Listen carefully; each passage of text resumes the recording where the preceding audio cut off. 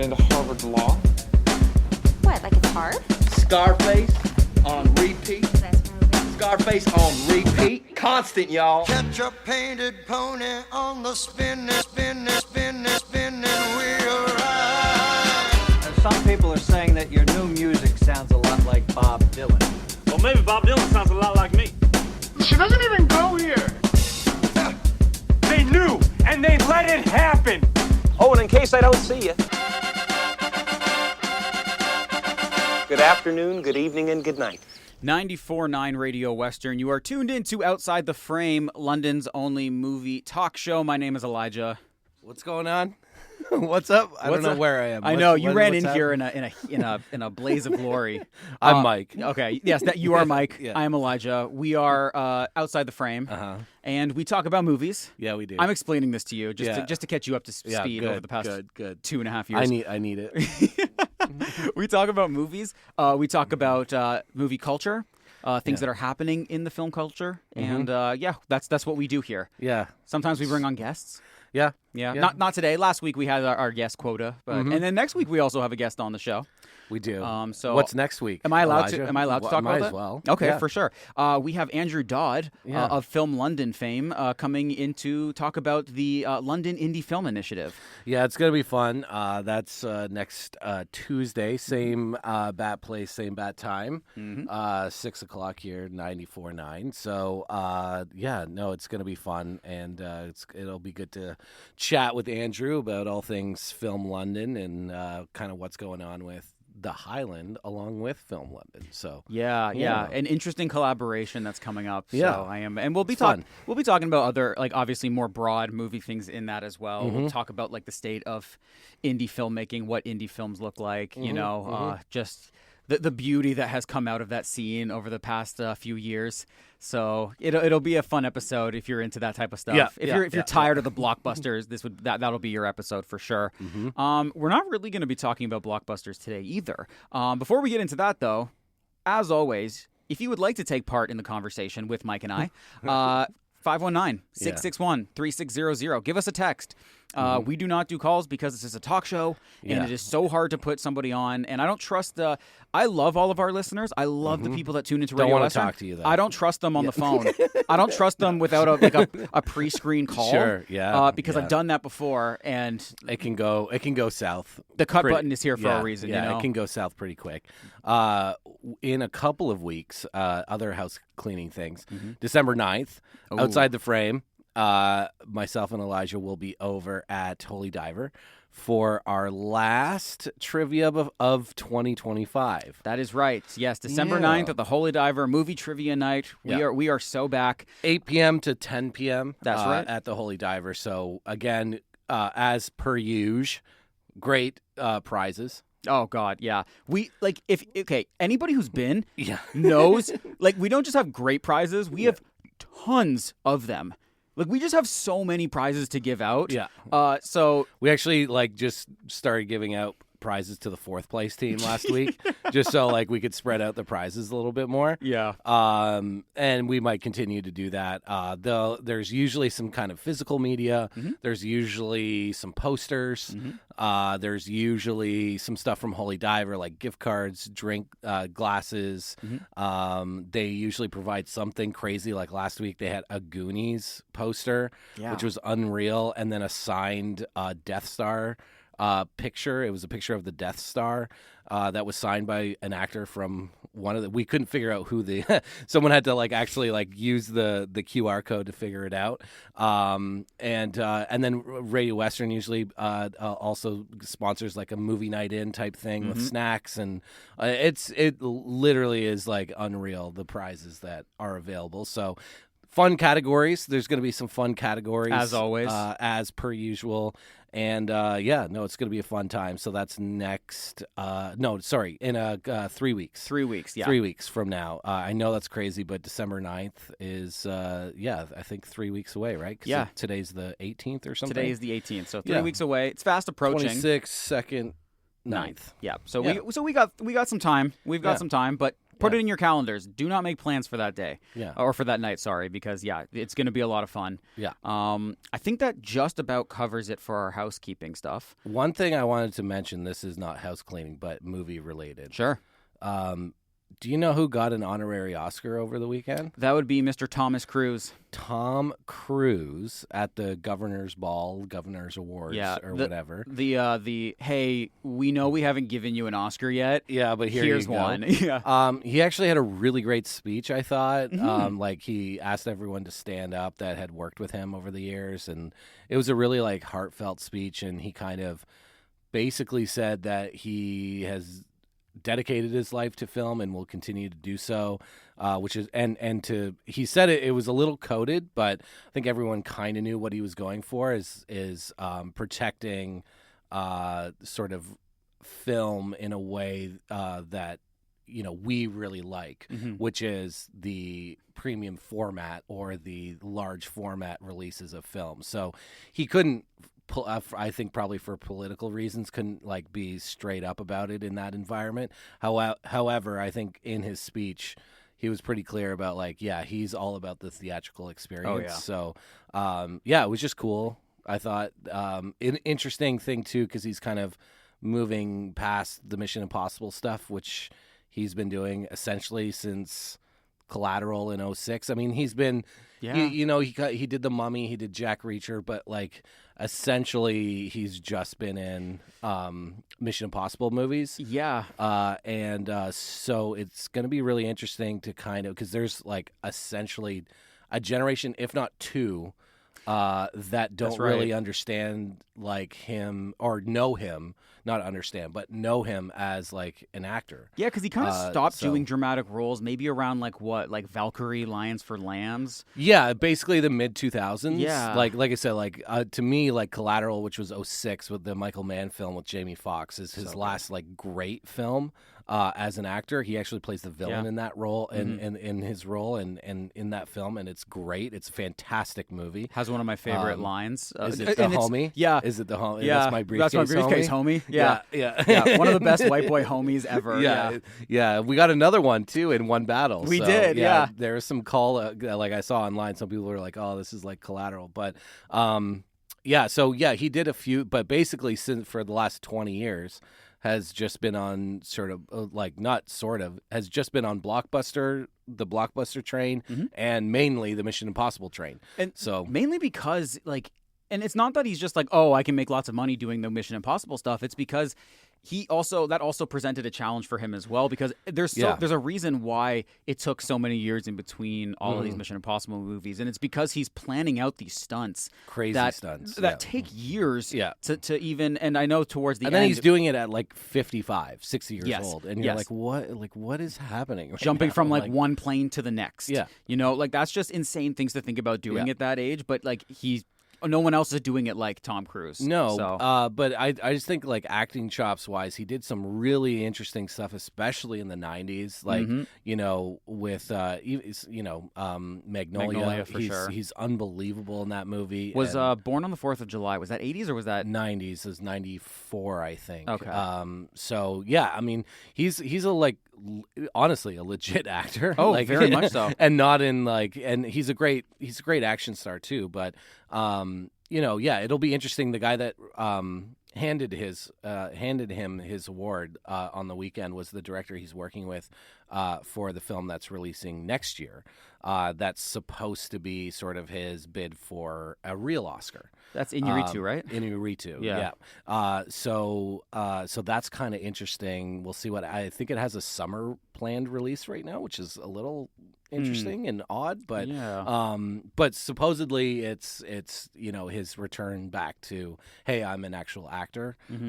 So it'll be an interesting year, and it's weird they kind of gave it to him now, knowing, and with that director, it just kind of seems like an odd time for that. But I mean, you know what? They don't.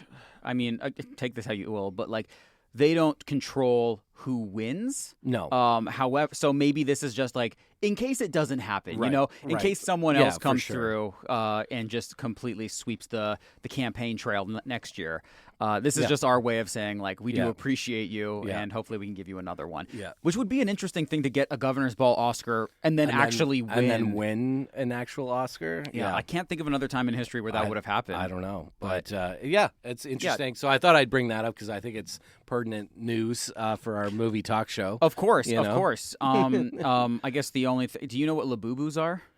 I do. Did you know that they're making a movie about Labubus? I mean, Sony Pictures. yeah. I mean, it's if you watch The Studio with Seth Rogen, you'll know that this is just tracks, right? It's Yeah. the Kool-Aid movie with Ice Cube. with Martin Scorsese, and then he's like, do you want to? Because he wants to do Jonestown. That's right, with And- Steve Buscemi as the And lead. then yes, Steve Buscemi is the lead, and then they want to just like force in a Kool-Aid thing in there, and just so that it's basically an advertisement for that. So I mean, yeah, they do Lego movies, which is insane to me that they're just doing movies with Lego people in them, but they are wildly successful. And Yep. they did it with. I mean, there was what's that video game? There's not Minecraft, the other one, the older one, where the little pigs. Angry Birds. There's Angry Birds movies. There's Angry Birds movies. That's right. I mean, so we're like, this isn't Yep. surprising no, at all. no. So- Sam's favorite movie of all time, Pixels. Pixels. I mean, There you go. There you go. Yeah. Yeah, they're Yeah. gonna keep doing this as long as they can kind of milk that unoriginal IP format. Sure. So I mean, Minecraft made like $700 million or whatever. it's like one of the highest grossing movies of the year. Yeah. So So what? So it Who's just gonna makes stop sense. them? Yeah. Exactly. yeah, It it is what it is. Yeah. I think that's it for movie news that I've got, anyways. Yeah. No. That's interesting. Yeah. I just thought I'd bring up the Tom Cruise thing. That's the Labubu. It'll be like David Fincher. Like David Fincher directs the new Labubu movie. That man's got his fingers too deep into the pie of whatever Squid Game's American remake is going to be, which is interesting that now we've somehow brought up a TV show twice in this. Yeah, it's true. In this, I mean, if you're gonna do that, I mean, just give us season 3 of Mindhunter. I don't That's know what I'm saying. Like, don't do anything else. Like, That's what I'm saying. Like, it's the only thing that matters. Like in Dude. TV, like just bring back, like just. That's what everyone wants. It'll make Yes. $1 trillion.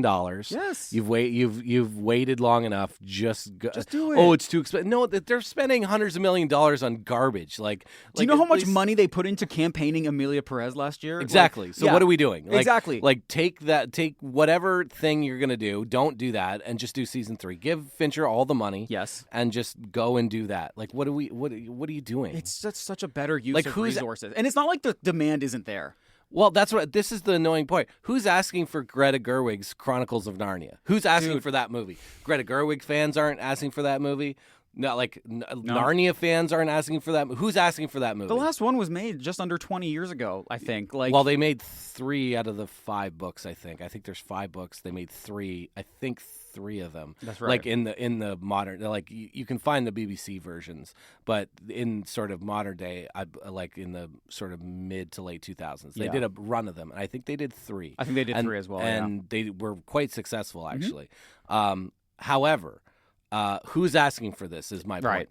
You know how many people are asking for season 3 of Mindhunter? every single day I see something. Right. Just about, you know. Yeah. So just do that then, you know? You know what?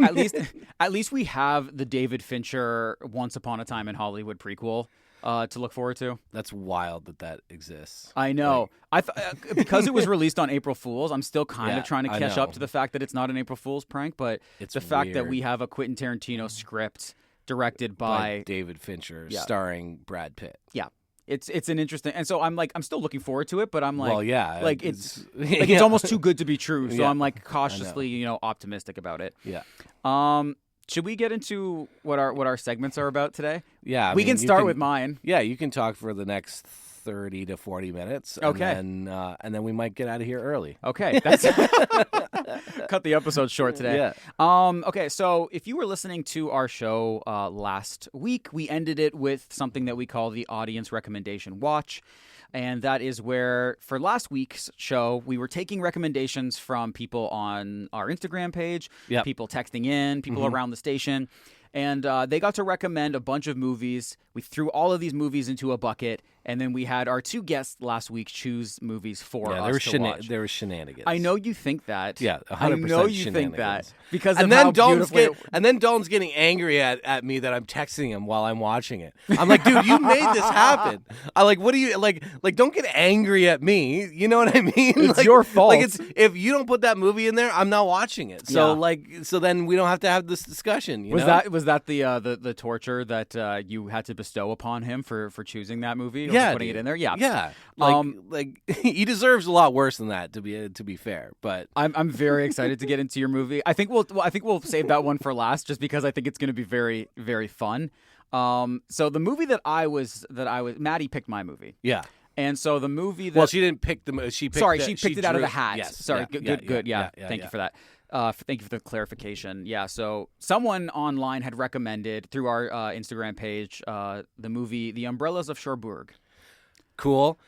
Dalton chose the film out of the hat for me, and the film that came out was Phantom Thread. Yes, Paul Thomas Anderson's Phantom Thread. So those are the 2 movies we're going to be talking about. Yes, exactly. Yeah. So I guess we can probably start with mine, and because I think that yours is going to be very. I know that we have differing views on this movie, and I think that makes it almost even more fun. So, have you seen The Umbrellas of Cherbourg? Okay. I have not. No. Okay. No. 1964. Sure. Musical. Directed by Jacques Demy. Yeah. So obviously, this is a musical that went off my radar, I guess. Yeah. Yeah, that's fair. I mean, I grew up with like the more traditional Hollywood musicals. Not to say that this isn't one. I have absolutely heard of this movie. Yeah. I've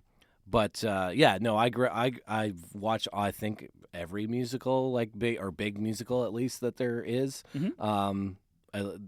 But yeah, I haven't seen this one. So yeah, from '64. So we're just post like sort of golden age, like French New Wave. Type deal. Now the new wave's starting to kick in. Yeah, and he is like to his credit, Jacques Demy is known as like one of the more progressive and well known of that era. Yeah. I mean, along obviously with like Godard and Truffaut. Yeah. So that does make sense that this one was also nominated for I think 4 Oscars. Yeah. Obviously for a bunch of like below the line categories. Mm-hmm. Didn't win any, surprisingly, for how much of like a cult classic this film is. Mm-hmm. But this movie, I mean, in its essence, this movie is about 2 lovers who end up getting separated. And because the guy has to go, he gets drafted to the war. It takes place in the late 50s, early 60s. It spans some period of time. And both of ours take place in the 50s. Oh yeah, that's right. Yeah. Good point, actually. Yeah. And also both of them are like pretty like cinephile, like you really yeah. Especially because there were some movies in that bucket that were not. Yeah. We had Tiffany the Doll, which is a straight Tubi movie. Tubi original. Yeah. Love me a good Tubi. Oh, a good Tubi original is there's nothing like it. But this is a very cinephilic type movie. Yeah. And same with Phantom Thread. Same with Phantom Thread, exactly. So yeah, this movie is basically just Zootopia. This movie is I saw an ad for people who are listening. This movie is about 2 lovers, young lovers, and the guy has to get drafted to war, so he leaves. And then she is faced with this decision of if she stays, with him or if she leaves and goes with someone else. Mm-hmm. This movie is. What's the runtime there? The runtime is a good cool hour 31. Okay. 91 minutes. Oh, clean. yeah. You got to love the French, right? Clean, right? Yeah. They know exactly when to cut it, which is just phenomenal. And it's good. And that was one of my favorite parts about this movie was it doesn't really spend a lot of time that's unnecessary. It doesn't overstay its welcome. It doesn't, no. Yeah. And it's a pretty clean watch. Mm-hmm. I did actually get quite a bit of enjoyment out of this movie. Mm-hmm. Is it in English or French? It's in French. Yeah. The whole thing's in French. The whole thing is sung in French. Wow. That's interesting. That was my biggest deterrent from this movie of me liking it. As far as musicals go, I love a good musical. Mm-hmm. Sung through musicals, though, are not my cup of tea. What kind? Sung through. So, every single word is sung in the movie. There's no dialogue whatsoever that is not sung. I do admire how this movie does it, though, because this movie doesn't have, most musicals will have, this song is happening here. Yeah. This song is happening. This movie has no songs. Yeah. The movie just has a constantly playing score, and they're singing all the dialogue, essentially. Yeah, you can't go more than 90 minutes for that, dude. But That's crazy. That's exactly Yeah. it. And like even 90 minutes, in my personal opinion, is like really stretching it.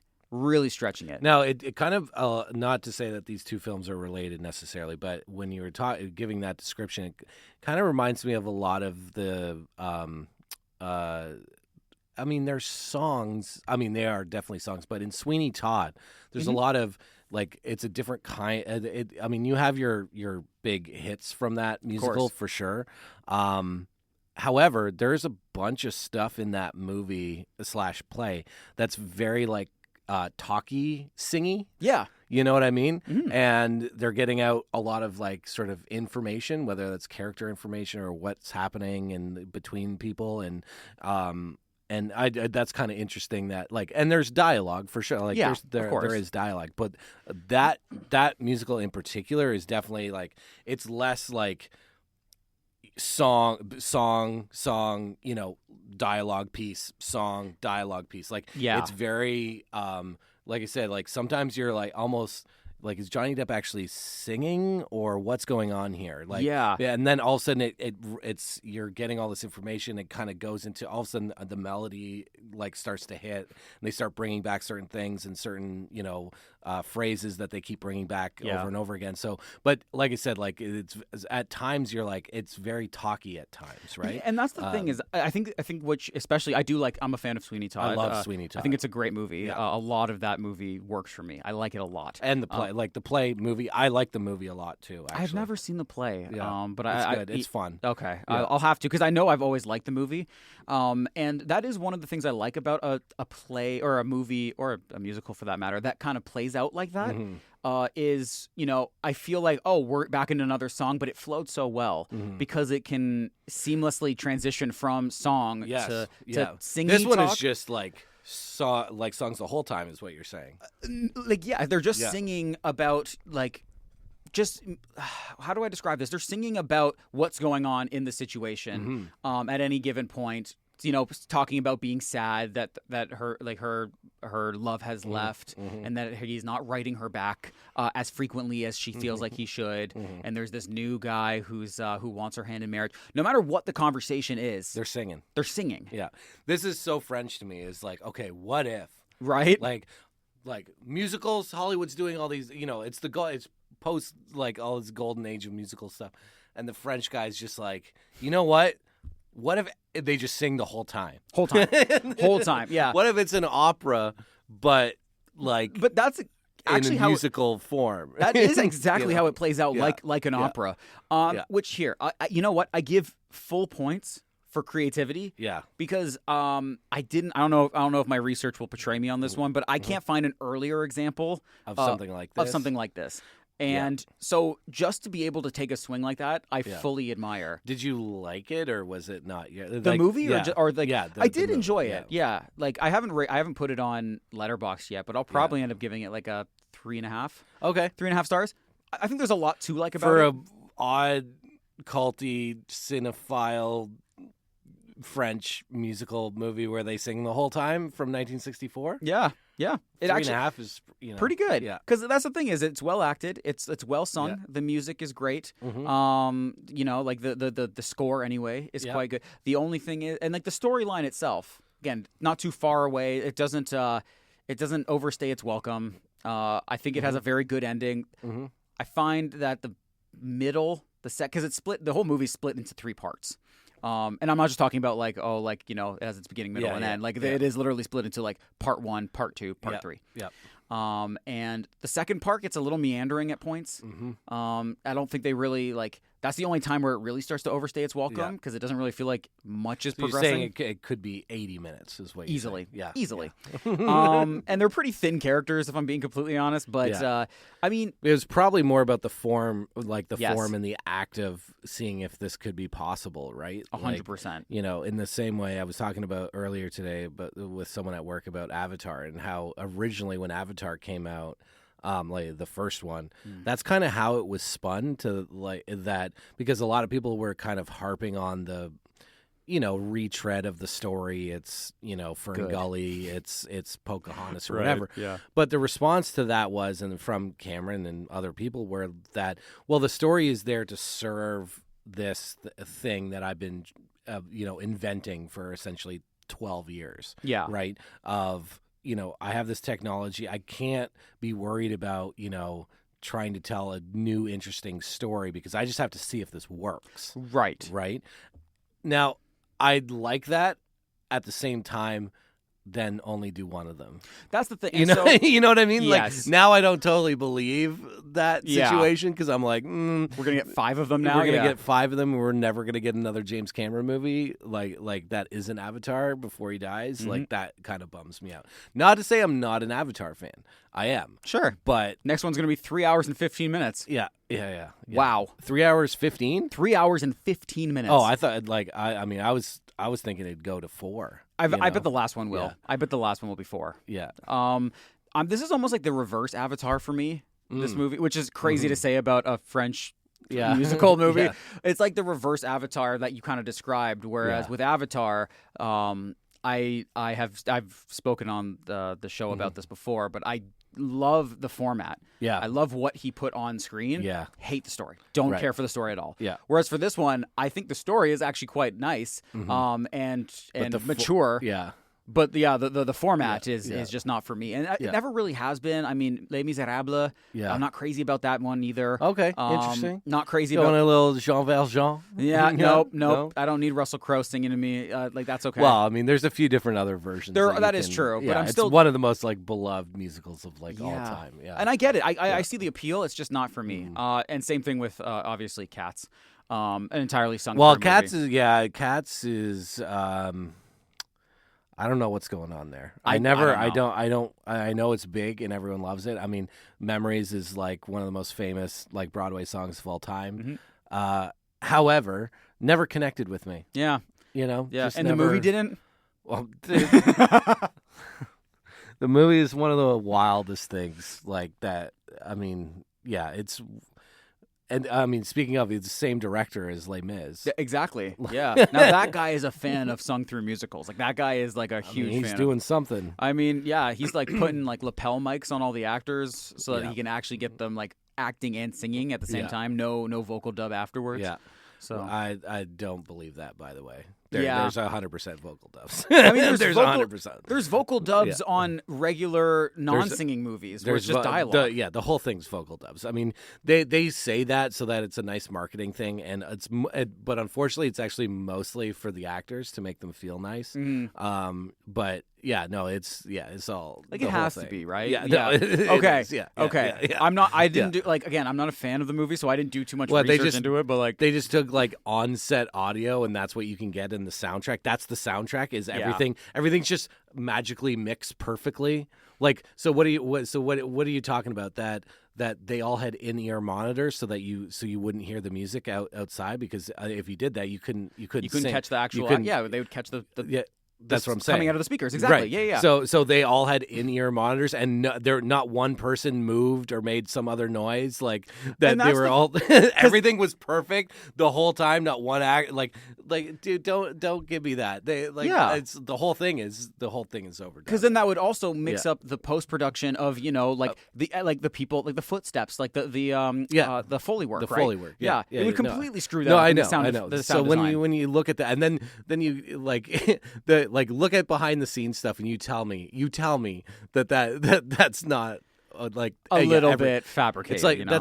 that's like people like or anyone that's that believes that the Super Bowl is. I mean, that's not a live performance. You know what I mean? Like Oh, the halftime show? Yeah, it hasn't been a live Oh. performance forever. I don't Right. think they've ever done a live performance. Like Especially if you have to like the people who are dancing. it's impossible. Yeah. It's impossible. You're Like, running the whole length of a football field while singing. Like, and somehow not one person is out of breath. Right? Yeah. right? Like Yeah.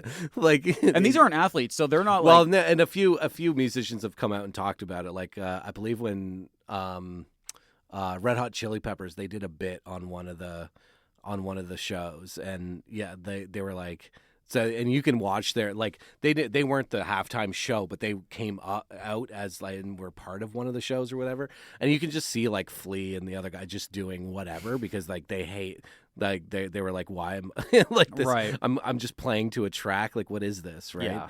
Yeah. Anyways, yeah, that's, it's an absurd thing to say. That makes me think about this one. Like, if the entire movie for The Umbrellas of Cherbourg, if this movie was completely done post-dub, right? Like, does that mean every ounce of audio for that movie was done in post-production? Probably. Wow. I mean that could. I don't know. Really anything. impressive. I don't know anything. I haven't heard the movie. I have not researched the movie. However, it could be that that's how they did it. It also could be. I mean, they're French, so you can't. Right. They could also just be like they did everything on set. Like that is something that a crazy French person would do. Oh yeah, for sure. So I would have to look into it and see what the production was on it. But yeah, I mean, yeah, there's a lot. That would be really interesting to look into because it is a full. Like I'm sure there was like crowd noises and footsteps and all of those things, but then there is like the whole movie is singing, so that presents a whole other side of and issues and things to worry about. So exactly, it's kind of that'd be interesting to look into. Yeah, maybe I'll have to rewatch it one of these days just so that I can kind of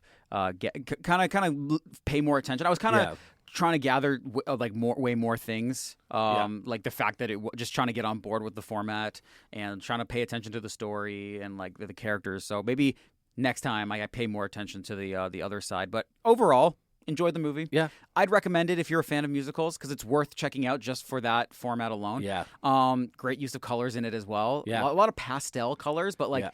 It's a very nice movie, very nice looking movie, which is very interesting because this is a very colorful movie. Yeah. And the next movie we're going to talk about is not very colorful at all. It has no color. Color. It does. It has brown and green in it. A lot of that, but yeah, that's about it. So after the break, we're going to get into the second movie that was chosen for Mike, and that would be Paul Thomas Anderson's Phantom Thread. Don't go anywhere. We'll be right back after these messages.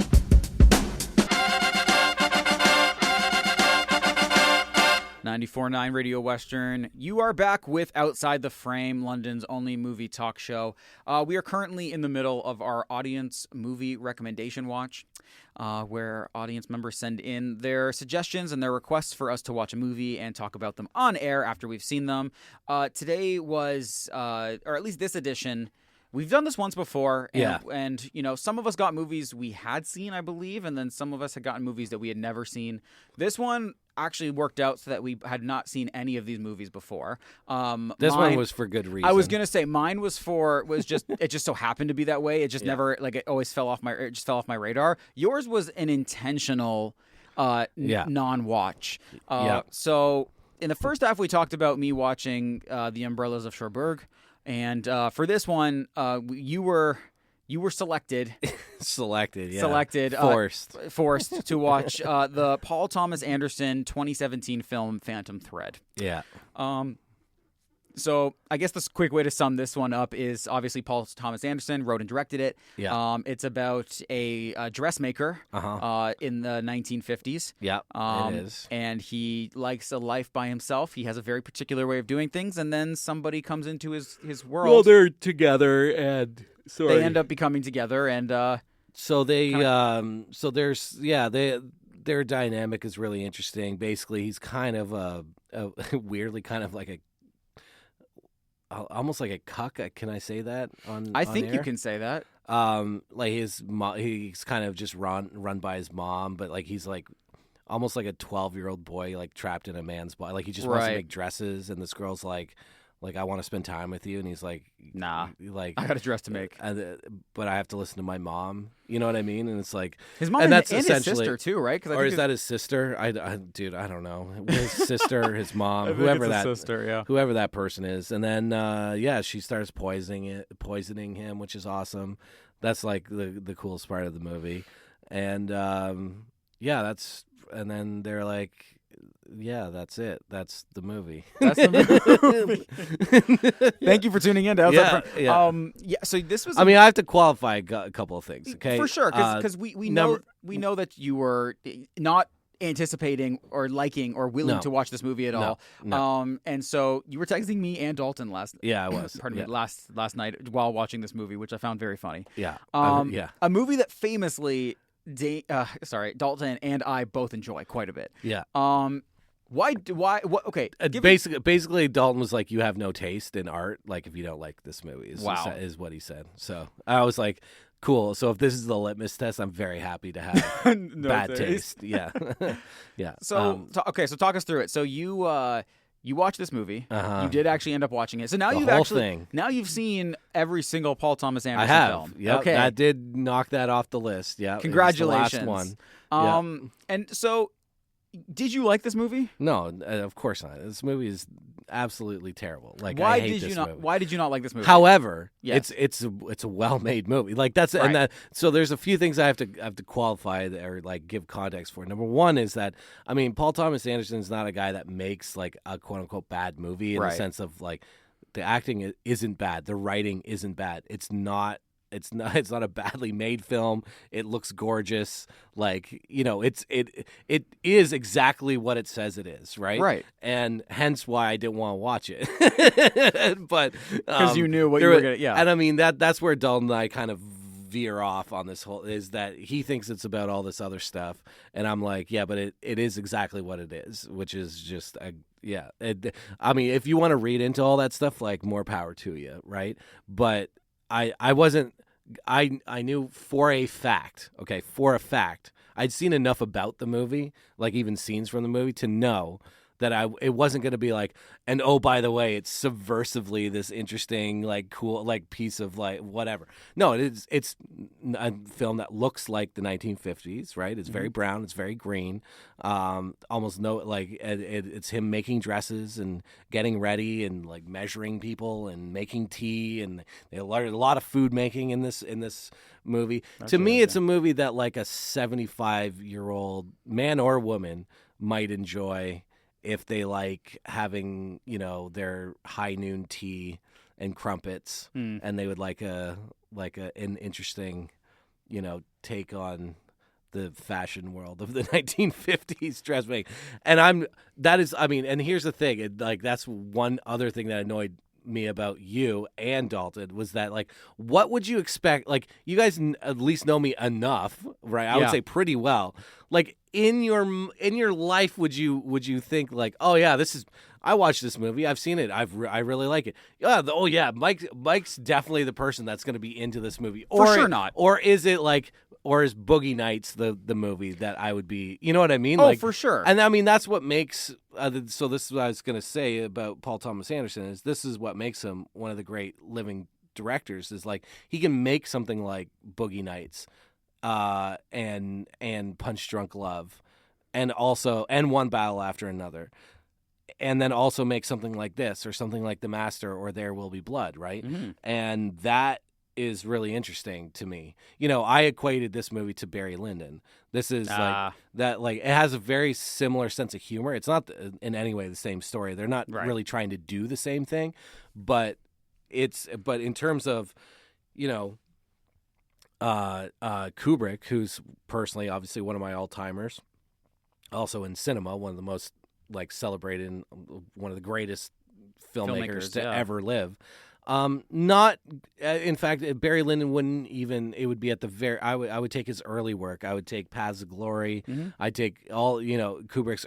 This might, like, Lyndon might be my least favorite Kubrick. Right. Right. I Like, understand that. So you're telling me, like, so if you're looking at his, and same with, that's why it's the same as PTA. You're looking at Kubrick's filmography, and you're like, I wonder if Mike would like Eyes Wide Shut, or A Clockwork Orange, or Full Metal Jacket, or maybe this 3.5 hour period piece called Barry Lyndon, and it's the same thing. And it's not just like all cinema bros like that will say, like, oh no, it's actually, you're not seeing all the things behind it, and there's all this other meaning, and that could be true. Sure. I'm not saying it's not true. I'm just saying that none of that stuff interests me. Sure.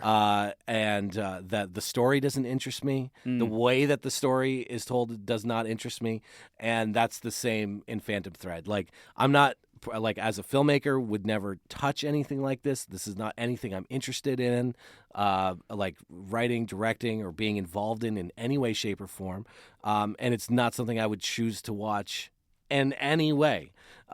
So that's me qualifying like that. So that's the first thing. The other thing I'm not going to get into, but that like I've been like on a personal level, not, we'll say, in the best state of mind when it comes to movies as per late. And this has to do with a lot of different elements that I'm not going to talk about on the air. Sure. Because I know people listen to this show. Yeah. And I don't want to make people mad. Fair. Like in that way. Yeah. I think like I like pushing buttons. I like being a provocateur, but you know, I don't want to make certain like don't want to make enemies, you know, like, right. Yeah. Like that's not what it is, you know?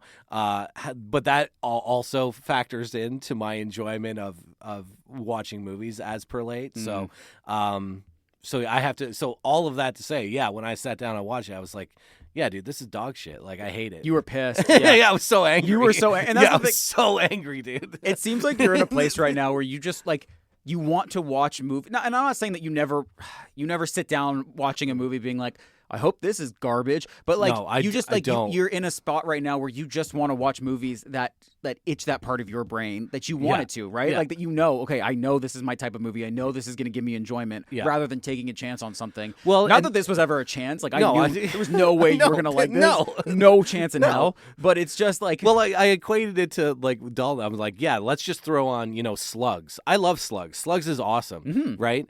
But like, I would never have the expectation, first of all, that he or someone like him would sit down and watch that movie, right, and then enjoy that movie. Yeah. You know what I mean? Yeah. Like, that's an unfair expectation, knowing the person, right? Yes. So yeah, I want to I want to defend myself at the very least and Yeah. let you know that I knew that there was no chance you were going to like this movie, which is exactly why I knew coming into this episode today. Like, and listen, I'm trying to be as calm and collected as possible, because I know a lot of people like this movie, and that's cool. Like there's, you know, and I even said, I don't remember if I texted you, but I texted Dalton this, like there's a couple of scenes that are awesome. Like, even like I didn't like the movie, but yeah, between Daniel Day-Lewis and his what's her name? I can't remember her name. oh, I'll get it for you in a second. Vicky. Yeah. Like the scene, I mean, the famous scene from this movie is the scene at the dinner table. Great and scene. And it's awesome. Yeah. Right. And the ending of them sitting like when they're on the bench and like, you know, her like, you know, like him getting sick. Like there's some good moments in the movie where I was like, oh yeah, that's fun. Or like, this is a great scene or whatever. For right? sure. And, so that part of it was fine. Like, you know, and like I said, it's not like I felt the movie was bad. It's not a bad. It's like, that's why I didn't rate it on Letterboxd. Yeah. You know, I'm starting that. Like, La La Land would be another one. I like. That's not a badly made movie. I just hate it. Right. You know what I mean? Right. Like, for me. You know what I mean? For Like, sure. It's just like, not your taste in the slightest. Right. Yeah. So like, I would on a filmmaking level rate, like, you know, Phantom Thread like 5 stars. Right. But like, for me, I would be like -5. Like, it would not even be on the rating. So now I've just started that. Like, if I have to do something like that, I did it with, because the other thing too is that, and you know, we've talked about it on the show. Dalton will bring it up too with Inherent Vice. Inherent Vice is on a different level to me, because Interesting. I feel like and I've said this, that we've had long conversations. Dalton and I have had long conversations about that movie in particular, but like, I just haven't figured that movie out. Okay. There's a lot of things I love about that movie. There's a lot of elements of that movie that I like. I'm like, I should be into this, Right. but I don't like how this. I don't get it 100%. And there's movies that I come back to like that, where, you know, until I think I've wrapped my head around like what was trying to be achieved, what was going on. Like, maybe I missed something. That's what I felt about La La Land. I was like, didn't really like it the first time. And then I'd seen it maybe one other time, and didn't really stick for me. So then I rewatched it, and I was like, oh yeah, I hate this. This is dumb. Right. Like, and it's from a filmmaker I love. Like, same Yeah. with PTA. Oh, yeah. Like I love Damien Chazelle. You know what I mean? Like, I think Babylon's in my top 10 of the last 25 years. Okay. Wow. I love that movie. Wow. It is. It's in my. I posted it. It's in my top 10 of the. Oh, that's last right. 25 yeah, years. It Yeah, was in your yeah. list. Yeah. But yeah, I hate like La La Land is terrible. I hate that movie. Yeah. Like- Because like it's not, and it should be something like in that one too. Is like I mean it's a musical, but I don't like any of. I like the actors in it. I like the filmmaking. Right. I like the way it looks at times, but I don't you know. don't ever want to watch it again. I will never choose to watch it again. It's so funny You know? that you and I can have very similar takes on a movie. Yeah. So and by this I mean Phantom Thread. Yeah. My review on Letterboxd that I had for it, I wrote it when I rewatched it earlier this year for in preparation for our PTA episode. Yes. And I think what I put exactly was this movie is almost perfect at trying to be what it is. Yeah. But I is. gave it like a Yeah. 4.5. Yeah. And you gave it Nothing. nothing, right? But it's funny that we can both agree on that. But Yeah. I like that's something I like about it. Yeah. But that's something like you're not crazy about for No, it because and- you're not a fan of what this is trying to do and No. what this is trying to No, accomplish. it's not enjoyable to me. Yeah. You know, I just feel I feel like it's just it has no energy behind it. Mm. Like the kind it has no it's not the right kind of energy that I'm looking for. Right. That's why, you know, I mean The Substance is a great example. Even like Oh my God. like that movie, that's the energy I'm looking for. That is And- nonstop energy. Right, but that's how my brain is. That's how I want to watch a movie like that, where I'm like, I don't know what's going to happen next. Right. And she's going to pull a chicken chicken leg out of her thigh. Like that's what I want to see. I want to see her explode at the end and cover everyone with blood. Like this is the energy I'm looking for. Yeah. Looking for in movies in general, the stuff that I personally like. And so, I mean, and like obviously way different movies, but we mentioned like Clockwork Orange has a similar like this like energy to the movie that is like transgressive, subversive, punk rock. Like that's what I'm looking. This to me is like, this is an old dusty classic novel that's been on a shelf and someone picks it up and is like, this is the greatest novel that's ever been written. Cool, but like To some people probably, yeah, but but that's not what I'm looking. That's Yeah. what I'm looking for, right? That's not what interests me. So that's that's I don't know, man. That it also I think the other thing that played not I think I know the other thing that played into it, and I'll even use another PTA film as an example because I was in film school when There Will Be Blood came out. Was not for me. I was like, this is pretentious bullshit. I hate this movie. right.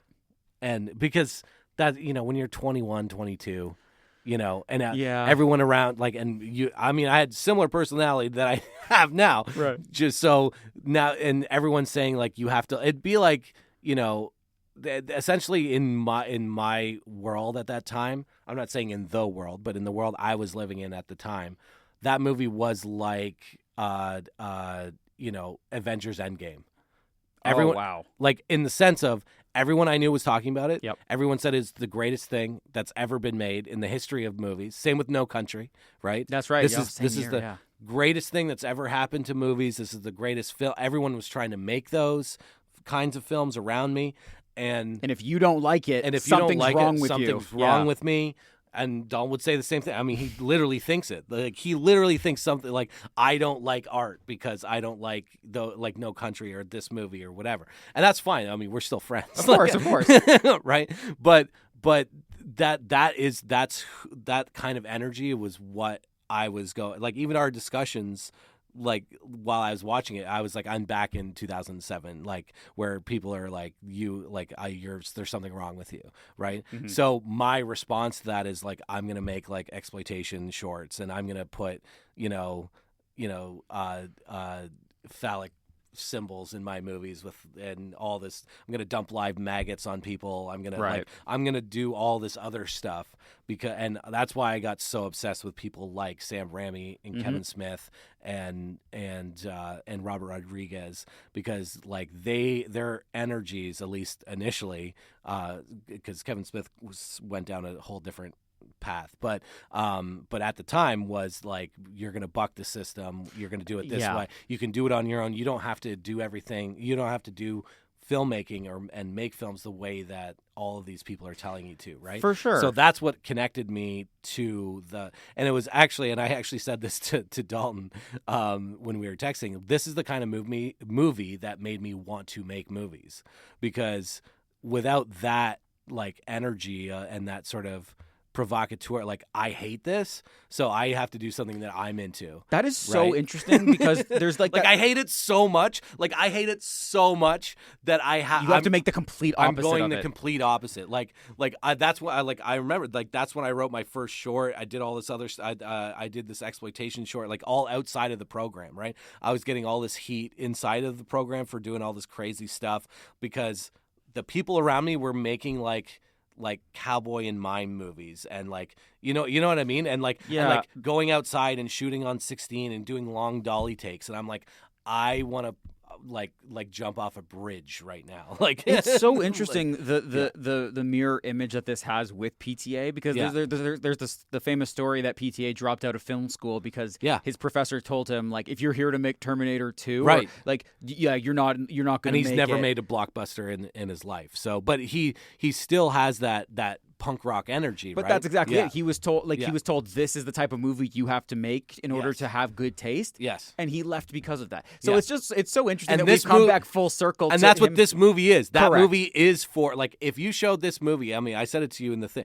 take his name off of it, show this movie to anybody, and they're like, oh, this is like pretentious, like the most pretentious thing that's ever been made, and only like, are like art and film profs at the at USC will like it. You know Here's what I the mean? Thing. I don't think that I would ever have guessed that it was. Yeah. I think I would still enjoy it. I guess we'll never know, but I know that I never, and I texted you this, I would never in a million years have thought that this was PTA, which kind of speaks to his versatility. That's what I'm saying. But like, I did, and I mean, there's things in it that is throughout. I mean, like the obsession part of Daniel Day's character, and there's things in it that are common themes in PTA movies. Yeah, for sure. But like, this has no way anywhere near the energy and chaos of Boogie Nights. For sure. And you know what? Like, and to be fair, like, There Will Be Blood, there was always something about that movie, and it was less about Daniel Day for me and more about Paul Dano. I really liked that whole story, like that whole side story, and how, I mean, because really that's the crux of the movie. Right. But it was like everything else around it that I was like, and then you grow, actually develop taste, and you go back and you're like, okay, you know what? They're like, this movie is brilliant. Like, There Will Be Blood is awesome. Of course. Like, it's so good, and I like, if you're telling me themes, it's very obvious once you start, like, when you look at the movie for a second or third time, you're like, okay, so this movie's about obsession and greed, and like, those are themes that I love. Yep. Right. And I was fascinated by the ending. I didn't understand it.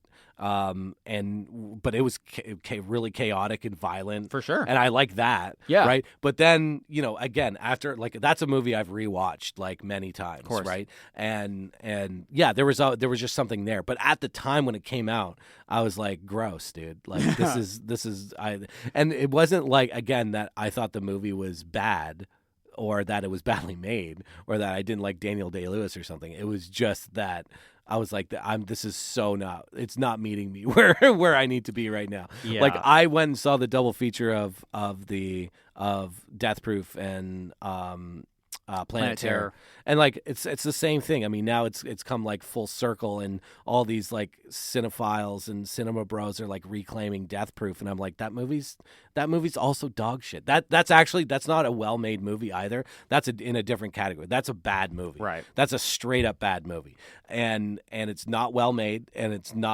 nothing. The last 20 minutes is great.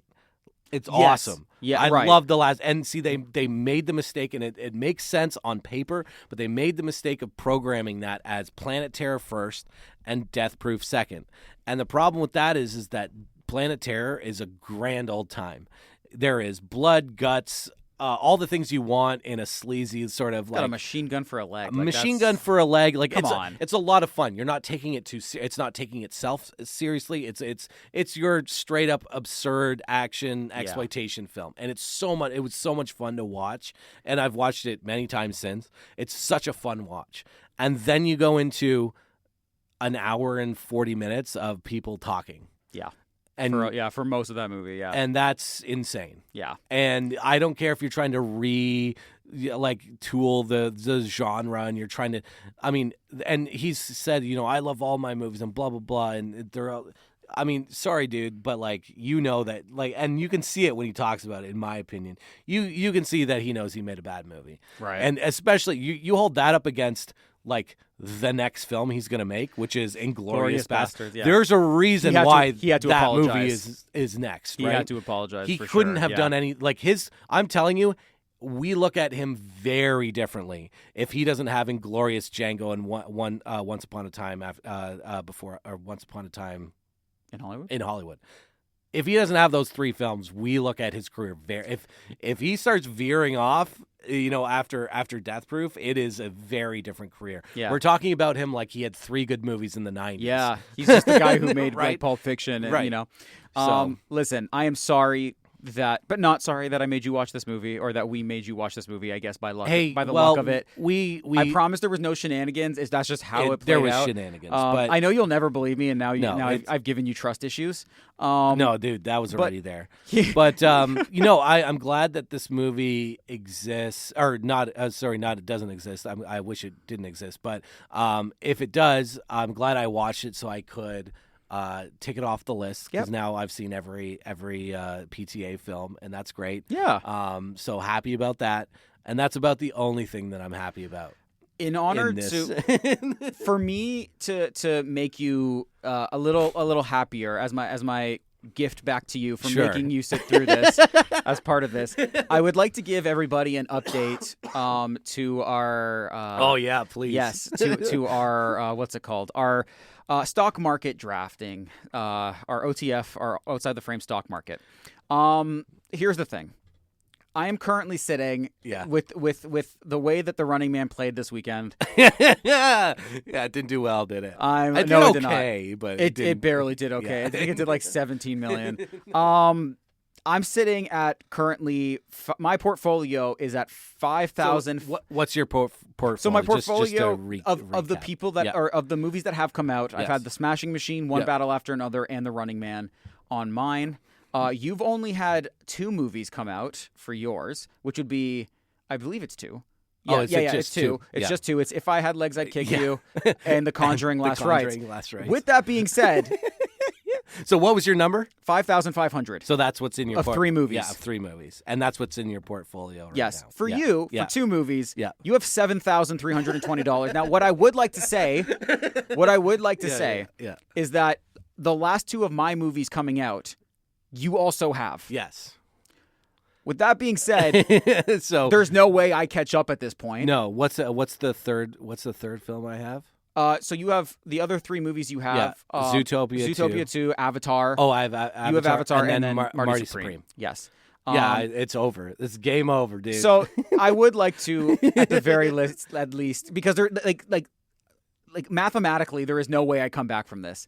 No. So I would like to admit defeat here. Yes, let's go for our first ever stock market. We'll keep an eye on it and give you guys like the full numbers after in the new year. Just because I do have a new one planned that starts in January and it's it'll so take us great. to June. I'm so pumped about that because I love this. It's a lot of fun. It's a lot of fun. And what was the other guys? I didn't even check because it was so bad. It was so bad. Of his movies, he had One Battle After Another was his biggest by far, and that's made also, 50, 70 million domestic, and it had a 95 on Metacritic. I mean, that's not bad. It's not bad. Yeah. It's not bad. But then he had The Smashing Machine and terrible, like literally the worst thing. Springsteen Deliver Me From Nowhere, but like just bombs. Rough go of things. So I would like to declare you the champ. Let's go, the champ after 2 movies, dude. 2 movies. Come on, in 2 moves you just swept. So yes, congratulations. What do I get? I don't know. We'll have to figure that out. We never actually